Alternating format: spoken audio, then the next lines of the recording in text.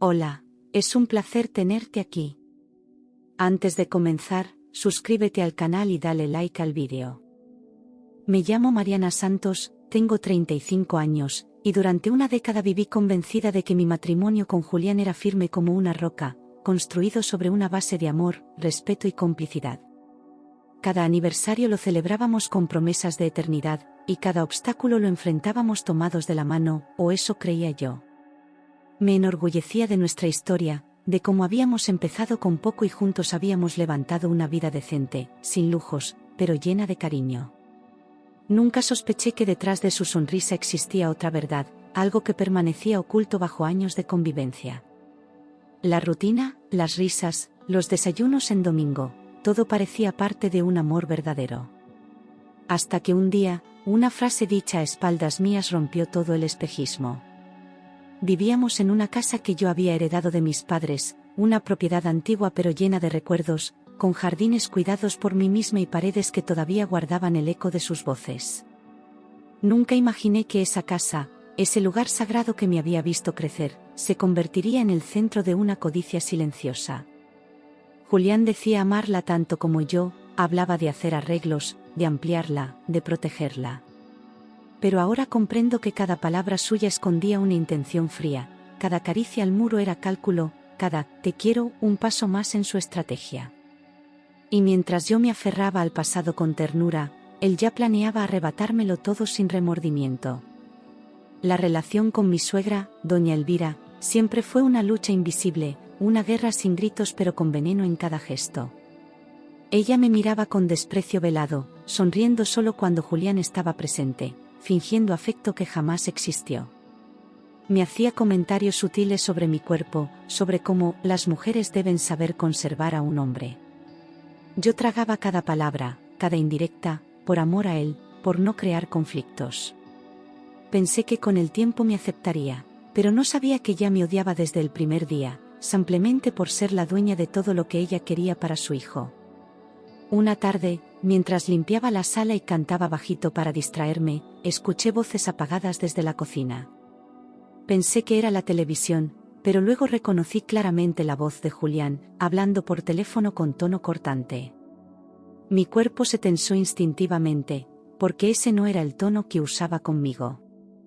Caminé despacio, con el trapo aún en la mano, conteniendo la respiración para no hacer ruido. Algo en mí supo, antes de escuchar las palabras exactas, que ese momento iba a cambiarlo todo. Su voz sonaba irritada, impaciente, como si hablara con alguien que le debía una respuesta urgente, alguien que lo había hecho esperar más de la cuenta. Decía cosas como, no, todavía no, está confiada, sí, lo sé, pero necesito más tiempo. Había un nerviosismo en su forma de hablar que no había escuchado nunca, un control frío, como quien da órdenes. Me quedé paralizada junto al marco de la puerta, sin atreverme a cruzar, temiendo que el suelo bajo mis pies se partiera en dos. Julián no sabía que yo estaba en casa, que había regresado más temprano del trabajo. Me acerqué en silencio, con la respiración contenida y el corazón en la garganta, cuidando cada paso como si pisara vidrio. Me escondí tras la puerta entreabierta, y justo entonces lo escuché decir con un desprecio que me atravesó como un cuchillo: «Ese hipopótamo gordo me da asco, yo solo quiero su dinero».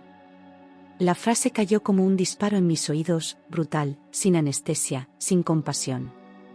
Por un segundo creí que había escuchado mal, que era parte de una pesadilla absurda. Pero no. Era mi voz interior la que gritaba, la que se rompía en pedazos mientras él seguía hablando, ajeno a mi presencia.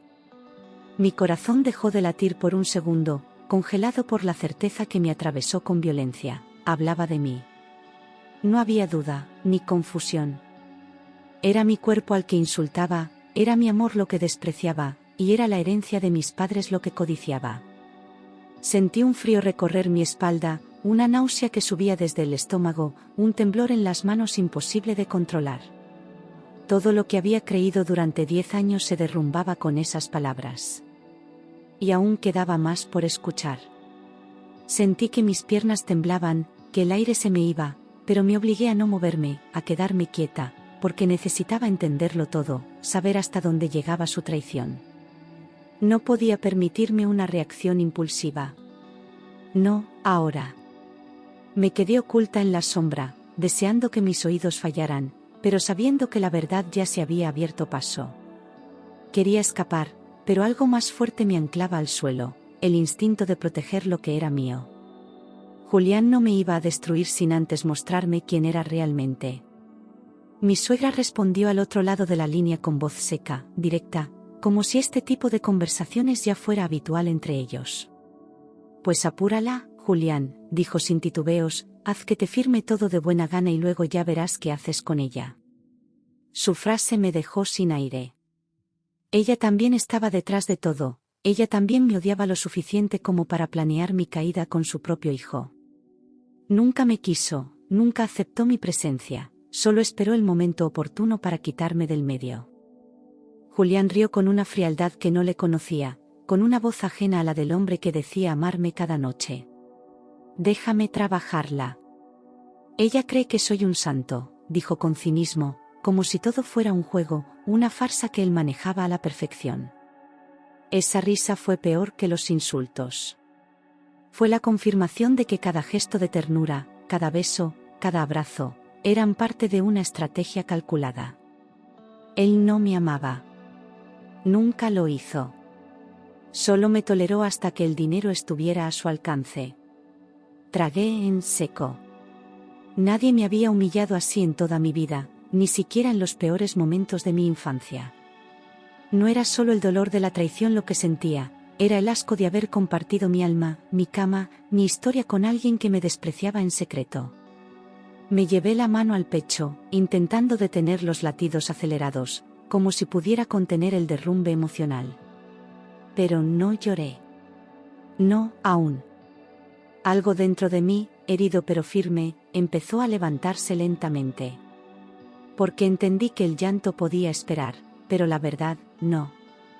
Quise entrar, gritar, enfrentarlo, romperle en la cara cada mentira y devolverle el desprecio palabra por palabra, pero algo más fuerte que mi rabia me detuvo en seco, la certeza brutal de que necesitaba un plan. No bastaba con reaccionar, con hacer escándalo, con llorar. Si quería ganar esta guerra, tenía que hacerlo con inteligencia, con frialdad, con estrategia. Porque no estaba luchando contra un hombre dolido, sino contra un manipulador que me conocía de memoria. Y si algo me enseñaron mis padres, era que nunca se pelea con el corazón desnudo. Volví a mi habitación caminando despacio, conteniendo la furia como si fuera un veneno que debía tragar gota a gota sin morir. Cerré la puerta sin hacer ruido, me senté en la cama y respiré tan profundamente como pude, mientras él seguía abajo, hablando de mí como si fuera un obstáculo que debía quitar del camino. Me sentí sucia, usada, burlada. Pero no permití que el llanto saliera. Lo iba a guardar como un arma. Esa noche, sin que él lo supiera, se activó la mujer que ya no iba a permitir más mentiras. Esa noche él llegó a la habitación como si nada, con una sonrisa suave, con la misma rutina de siempre, como si el día hubiera sido normal. Me preguntó cómo había estado, me besó la frente y se metió a la cama sin sospechar que yo ya no era la misma. Habló de cosas triviales, del trabajo, del clima, incluso de planes para el fin de semana. Yo asentía en silencio, sintiendo cada palabra como una puñalada. Él no sabía que mientras hablaba, yo me despedía. Me abrazó con ternura, con esa cercanía que antes me tranquilizaba y que ahora solo me revolvía el estómago, y susurró al oído: «Tú eres mi vida». Esa frase, antes hermosa, ahora sonaba hueca, como un eco gastado de una mentira demasiado repetida. Sentí los ojos humedecerse, pero me forcé a contener el llanto con una rabia que me ardía en la garganta. Me giré apenas para que no notara mi expresión. Y por dentro, me prometí que sería la última vez que escucharía esa falsedad. Entendí, en ese instante preciso, que si mostraba debilidad, si me quebraba, ellos vencerían. Doña Elvira y Julián contarían con mi fragilidad para terminar de destruirme. Y yo no iba a darles ese gusto. Tampoco podía mostrarme fuerte, porque entonces se pondrían en guardia. Tenía que ser invisible, gris, obediente, como una sombra que no molesta, hasta que fuera el momento de actuar. El papel de víctima lo habían escrito para mí, pero yo ya estaba reescribiendo el guión. Me quedé en silencio, sin alterar un solo gesto, fingiendo que todo seguía igual, mientras por dentro mi sangre hervía con una mezcla insostenible de dolor, indignación y deseo de justicia. Cada segundo junto a él se volvió una tortura, pero también un entrenamiento. Me observaba a mí misma desde fuera, aprendiendo a dominar mis reacciones, a tragar el veneno con dignidad. El silencio se volvió mi mejor aliado. En cada palabra que no dije, en cada lágrima que no solté, fui construyendo mi escape. Pasé la noche en vela, mirando al techo, recordando cada detalle, cada mentira, cada mirada de complicidad entre Julián y su madre que yo había ignorado. Los gestos que antes me parecían inocentes ahora tenían otro significado, y todo lo que creía seguro empezó a volverse cenizas en mi memoria. No dormí, no quise cerrar los ojos, porque el dolor me mantenía despierta, alerta, viva. Y con cada pensamiento, con cada pieza que encajaba, mi decisión se hacía más clara. Ya no había vuelta atrás. Amanecí con los ojos hinchados, el cuerpo exhausto y la mente firme como nunca. Me miré al espejo sin reconocerme del todo, pero con la certeza de que esa nueva mujer, aunque rota, era más fuerte que la anterior. No iba a permitir que me redujeran a un objeto de utilidad. No iba a seguir fingiendo. Y mucho menos iba a dejarles mi dignidad sobre la mesa como parte del botín. Ese día decidí, yo no iba a ser su premio. Yo iba a convertirme en su peor error. Mientras él se duchaba, con el agua cayendo ruidosamente como una cortina que lo aislaba del mundo, me dirigí al armario del estudio donde guardaba mi caja fuerte personal. Saqué la llave que siempre llevaba colgada en el llavero de mi padre y abrí la puerta de acero, con manos que temblaban levemente por la mezcla de nervios y adrenalina. Allí estaban mis papeles, intactos, protegidos, lejos del alcance de Julián. Él nunca supo que había cosas que jamás compartí. Y eso era lo que ahora me daba ventaja. Allí estaban los títulos de propiedad de la casa, los extractos de las cuentas bancarias a mi nombre, los documentos firmados por mis padres cuando aún vivían. Todo estaba legalmente a mi favor, sin espacio para manipulaciones ni reclamos. Era como si, sin saberlo, me hubieran dejado también un escudo. Me senté en la silla, con los papeles sobre las piernas, y por primera vez en horas, respiré. No estaba indefensa. Tenía las herramientas. Y ahora, solo necesitaba el coraje. Respiré hondo, como si el aire de esa habitación pudiera darme fuerza, y entendí que tenía en mis manos mi libertad, no solo legal, sino emocional. No se trataba solo de salvar lo que era mío, sino de recuperar lo que había perdido sin darme cuenta, mi voz, mi dignidad, mi decisión. Ya no me temblaban las piernas, ya no dudaba de lo que había escuchado ni de lo que debía hacer. Por primera vez en mucho tiempo, tuve claro que no iba a pedir permiso para escapar. Iba a hacerlo por mí, aunque él no lo supiera todavía. Cuando él salió del baño, con la toalla en la cintura y el cabello goteando, me abrazó por detrás con esa familiaridad que solía tranquilizarme, pero que ahora solo me crispaba la piel. Yo no reaccioné.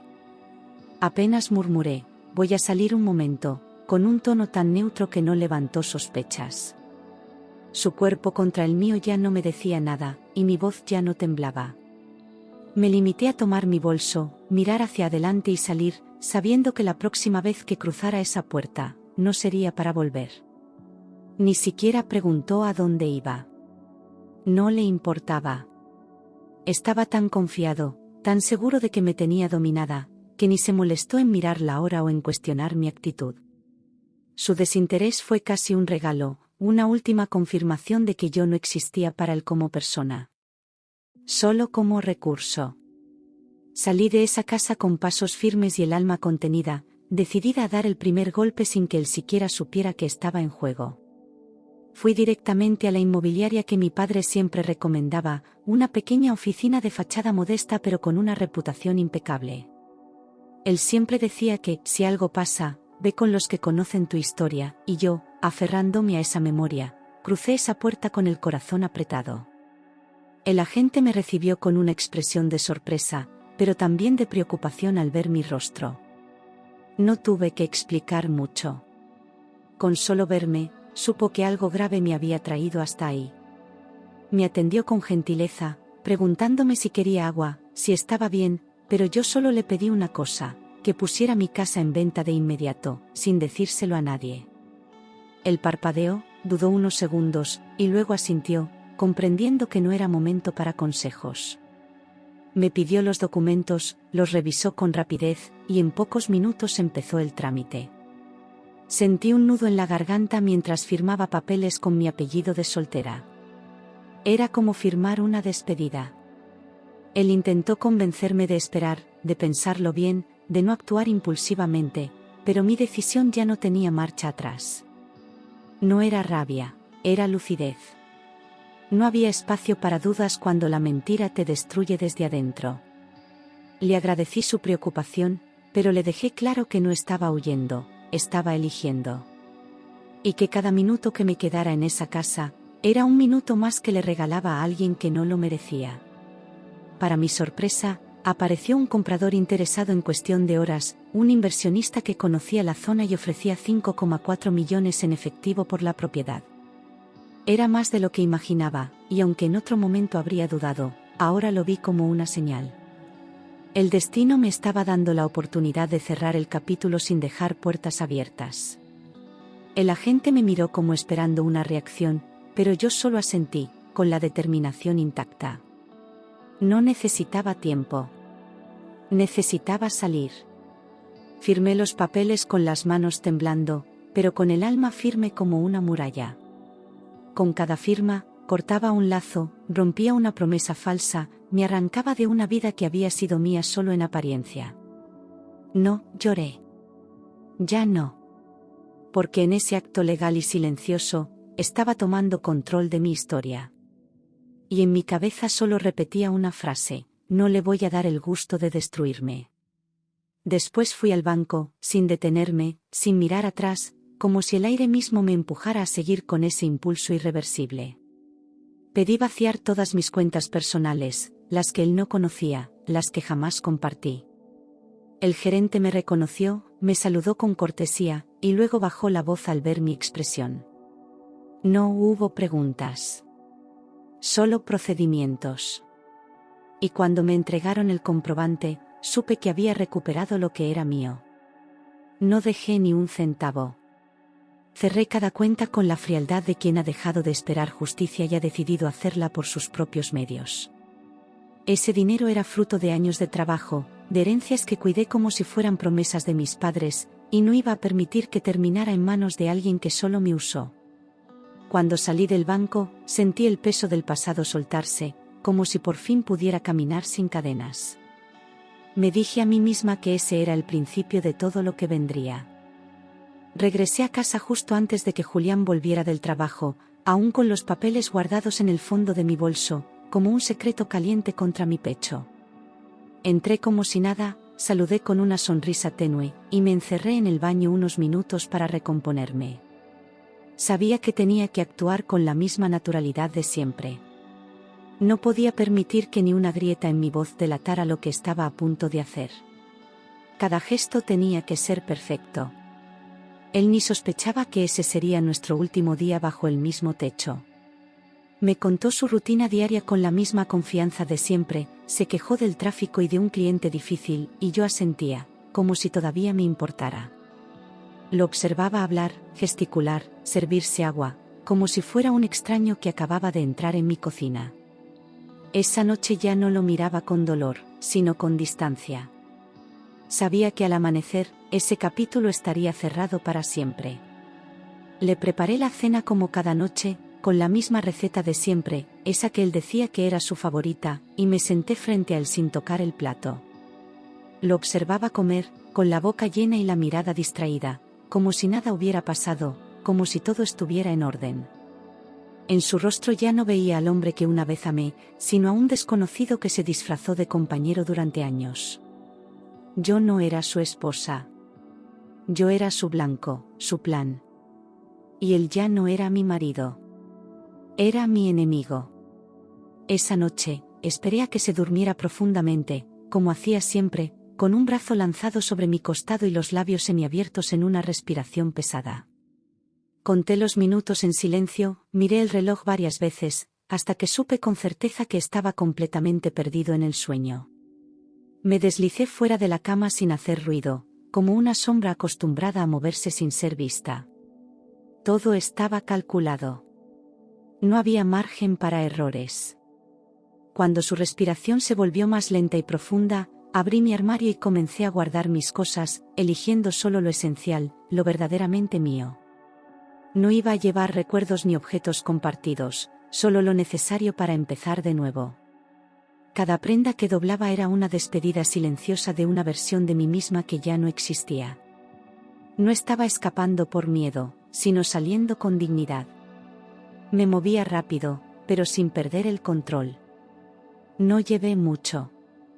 Una maleta pequeña, un bolso con documentos, algo de ropa, una foto de mis padres y un par de libros que me recordaban quién era antes de él. El resto ya no significaba nada, solo objetos vacíos de una vida que nunca fue tan real como creí. Me asomé por última vez a la habitación, lo vi dormir como si nada hubiera pasado, como si yo aún estuviera atrapada. Pero ya no. Yo ya estaba fuera, incluso antes de cruzar la puerta. Fui hasta el escritorio, saqué una hoja en blanco y tomé el primer bolígrafo que encontré. No necesitaba escribirle un discurso, ni explicaciones que no merecía. Solo escribí una frase que lo resumía todo: gracias por mostrarme quién eres. No firmé. No añadí más. Sabía que bastaría para que entendiera que ya no tenía ningún poder sobre mí. Esa nota no era una despedida, era un acto de justicia. La dejé encima de la almohada, justo donde él solía poner el celular al dormir, sabiendo que lo vería apenas despertara. No sentí temor ni tristeza. Solo una paz extraña, casi desconocida. Apagué la luz de la habitación por última vez, como si cerrara el telón de una obra donde actué por demasiado tiempo. Me giré sin mirar atrás, porque ya nada de lo que quedaba ahí podía tocarme. Lo que importaba, ya iba conmigo. Salí de la casa con pasos lentos, pero seguros, cerrando la puerta con una calma que jamás había sentido antes. No necesitaba correr, no tenía miedo de ser descubierta, porque lo más difícil ya lo había hecho: soltar. Caminé hasta la esquina donde me esperaba el taxi que pedí media hora antes. Subí sin decir palabra, solo le di la dirección al conductor: un hotel discreto en las afueras. Y al dejar atrás esa calle, sentí que también dejaba atrás a la mujer que había sido por años.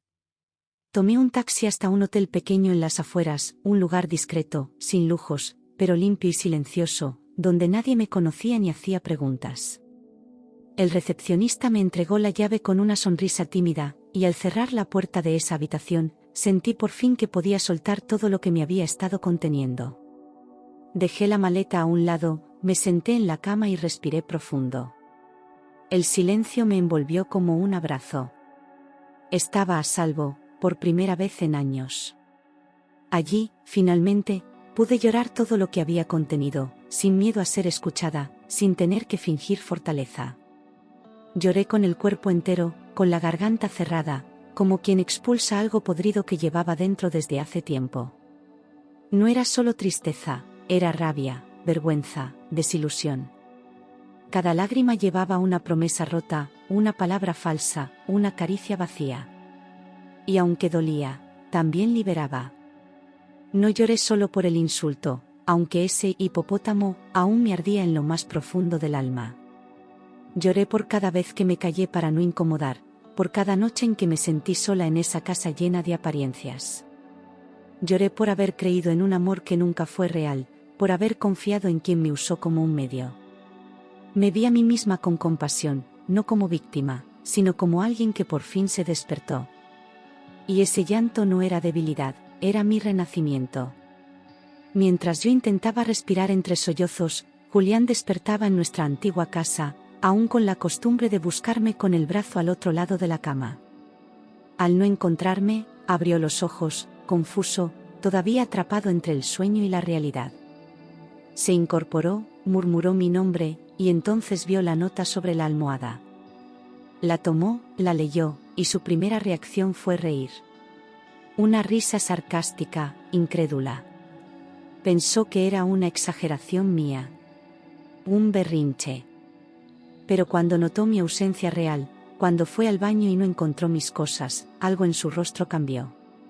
Revisó la habitación de arriba abajo, abrió el armario, buscó mi bolso, mis documentos, y no encontró nada. Corrió por la casa llamándome, convencido de que me había ido a algún sitio y que volvería. Pero el silencio era distinto. Era definitivo. Entonces comenzó a entrar en pánico. Corrió hacia la caja fuerte con manos temblorosas, como si aún pudiera salvar algo, como si lo que yo había hecho fuera reversible. Al verla vacía, al comprobar que todo lo que consideraba suyo ya no estaba, lanzó un grito tan fuerte que los vecinos pensaron que algo grave había pasado. Golpeó la pared, pateó una silla, se tomó la cabeza entre las manos como un niño frustrado. Y por primera vez, entendió que me había perdido. Llamó a su madre desesperado, diciéndole que yo había hecho una locura, que me había robado todo, que no entendía nada. Doña Elvira, al otro lado del teléfono, no tardó en explotar. Lo insultó, lo culpó por no haber actuado antes, por dejar que yo tomara ventaja. Su voz se volvió aguda, histérica, como si su mundo también se estuviera cayendo a pedazos. No le importaba mi dolor. Le dolía el fracaso de su plan. Ella, indignada, le gritó que me rastreara, que no me dejara escapar así como así, que yo era una amenaza para su futuro. Julián no respondía. Caminaba de un lado a otro, sudando, con el teléfono temblando en su mano. El tono de su madre era de furia, pero también de miedo. Porque ahora, por primera vez, no tenían el control. Y eso los aterraba más que perder el dinero. Julián llamó a la inmobiliaria pensando que yo era incapaz de algo tan radical, convencido de que aún estaba a tiempo de detener el proceso. Exigió hablar con el agente, lo amenazó con abogados, lo acusó de estafa. Pero cuando le pidieron su nombre y no figuraba en ningún documento, se quedó en silencio. Lo que no sabía era que esa venta ya estaba cerrada. Legal, firme, irreversible. Cuando le dijeron que la casa ya no me pertenecía, que todo se había firmado el día anterior, él quedó pálido. Sintió un mareo repentino, se apoyó en la pared como si el mundo se hubiera inclinado de golpe. No lo podía creer. La mujer que él creía débil, ingenua, manipulable, lo había vencido sin levantar la voz. Por primera vez, entendió que no era yo la que vivía a su sombra. Era él el que nunca me había conocido de verdad. Corrió al banco sin perder tiempo, con la camisa arrugada y la desesperación marcada en el rostro, como si una firma pudiera deshacerse con gritos. Quiso detener los retiros, exigió hablar con un gerente, alegó que había sido engañado. Pero los protocolos eran claros, las cuentas no estaban a su nombre, ni siquiera como autorizado. No había nada que pudiera reclamar. Era un extraño legalmente frente a todo lo que creía suyo. Sus tarjetas fueron rechazadas una por una mientras intentaba pagar un café y luego sacar efectivo en un cajero. La máquina no le devolvía respuestas, solo el pitido seco del rechazo. Se quedó mirando la pantalla como si pudiera cambiarla con su furia, apretando los dientes, sudando. Por primera vez, sintió el vacío que deja no tener el control. Y ese vacío era insoportable para alguien como él. Entre rabia y desesperación, comenzó a construir una historia, una versión que lo mostrara como víctima. Decía que yo estaba confundida, emocionalmente inestable, que seguramente me había dejado llevar por algún impulso. A quien quisiera escucharlo, le repetía frases vagas, mezcladas con dramatismo fingido. Incluso llegó a insinuar que yo estaba enferma. Pero en sus ojos se notaba el miedo de quien ha perdido algo irrecuperable. Pero nadie le creyó. Ni sus amigos más cercanos, ni los vecinos, ni los colegas del trabajo. Todos sabían quién era yo, conocían mi carácter, mi historia, mi integridad. Y aunque algunos fingieron sorpresa, en el fondo no estaban tan impactados. Julián tenía una máscara muy bien puesta, pero las grietas siempre estuvieron allí. Solo que nadie se atrevía a hablar, hasta que explotó. Mientras él se hundía en explicaciones vacías, yo me reunía en silencio con un abogado que había sido amigo de mi padre. Le conté todo con calma, sin dramatismos, pero con detalles precisos. Él me escuchó en silencio, tomando notas, sin interrumpirme. Cuando terminé, respiró hondo, me miró fijamente y dijo: «Vamos a cerrarle todas las puertas». En sus palabras encontré algo que no sentía desde hacía tiempo: respaldo. El abogado, al escuchar mi relato completo, me dijo que había visto muchos casos de manipulación, pero ninguno tan cruel y meticuloso como el mío.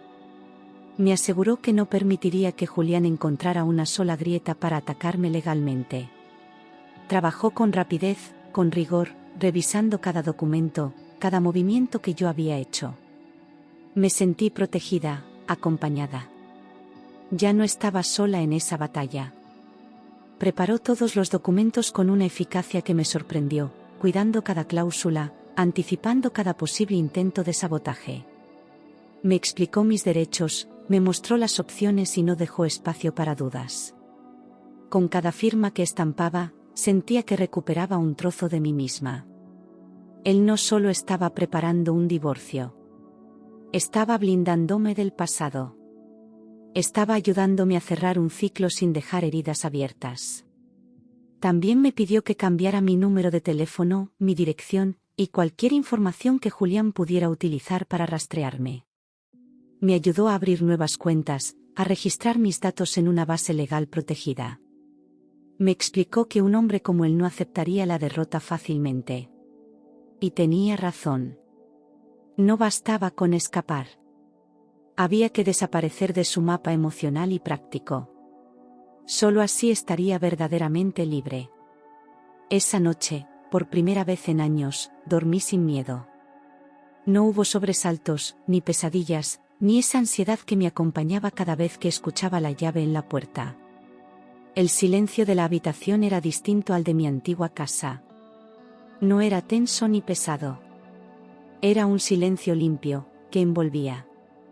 Y me dormí sintiendo que el mundo, finalmente, se había abierto para mí.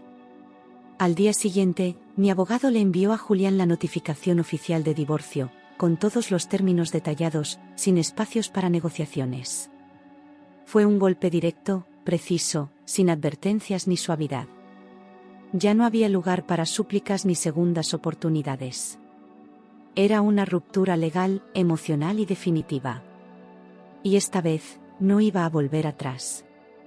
Julián intentó llamarme por todos los medios, usó su número, luego el de amigos, incluso números desconocidos, dejando mensajes que oscilaban entre la súplica y la rabia.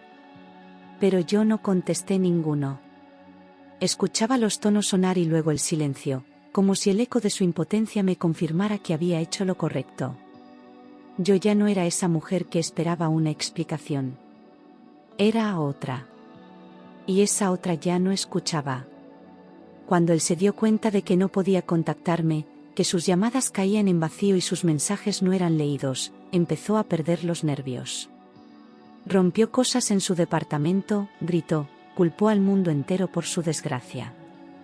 La sensación de poder que tanto había cultivado se le escapaba como arena entre los dedos. Y por primera vez, no tenía a quién manipular. Solo quedaba él, y su derrota. Buscó amigos, conocidos, familiares, incluso vecinos, intentando averiguar dónde estaba yo, qué había hecho, con quién me había ido. Inventó versiones, distorsionó hechos, se hizo la víctima. Pero todos se mantenían al margen, como si mi silencio los hubiera contagiado. Nadie le daba respuestas. Nadie se prestaba para su juego. Y eso lo desquiciaba más que cualquier insulto.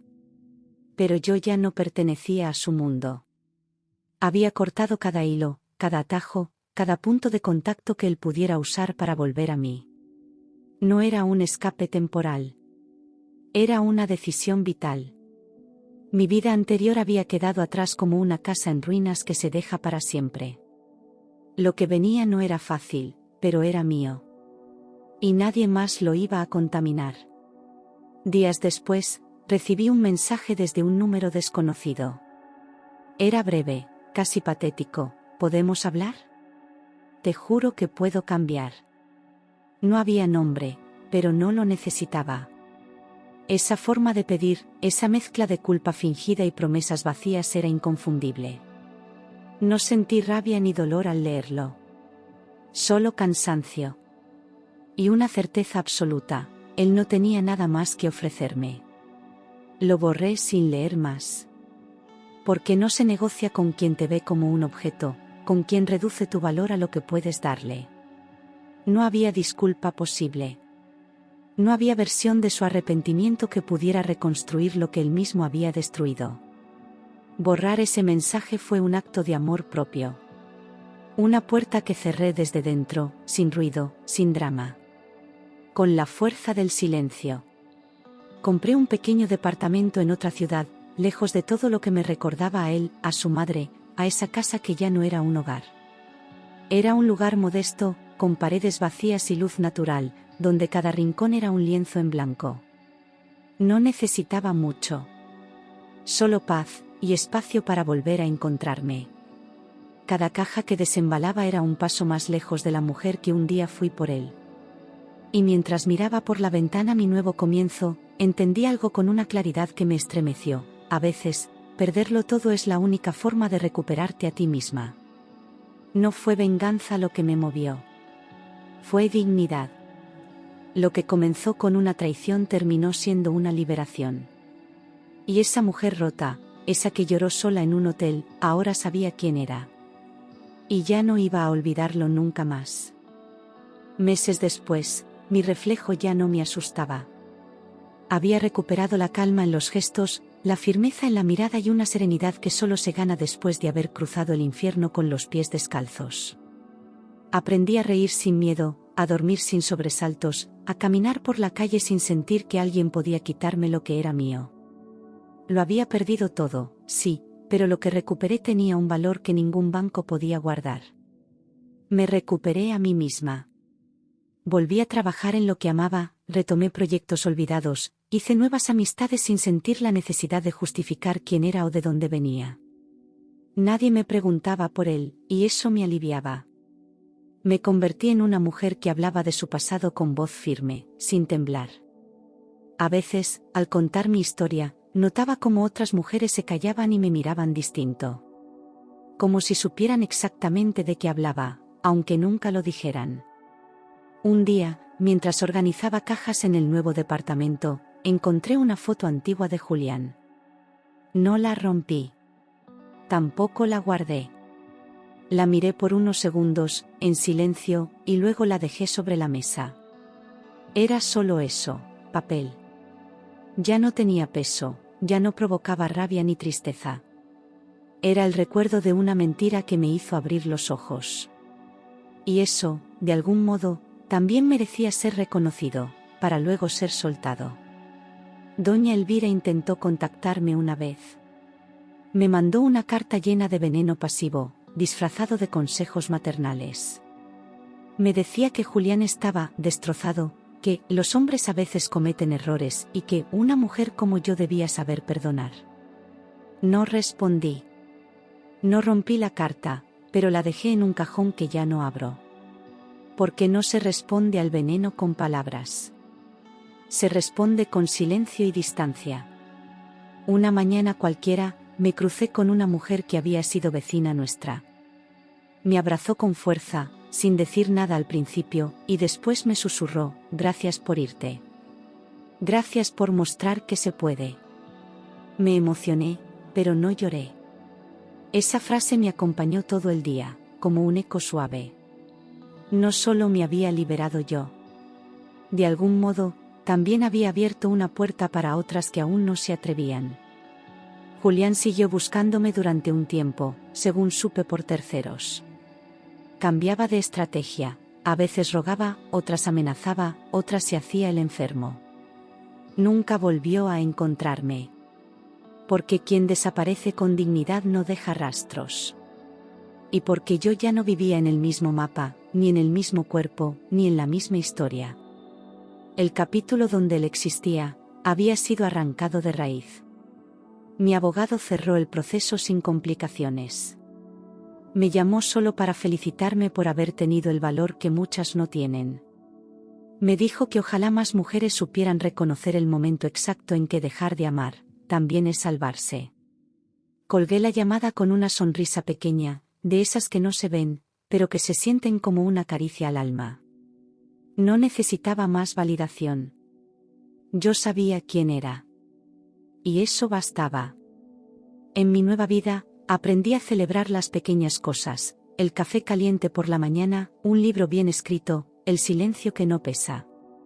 Cada día era una victoria sobre el miedo, sobre la costumbre, sobre la idea de que amar es aguantar.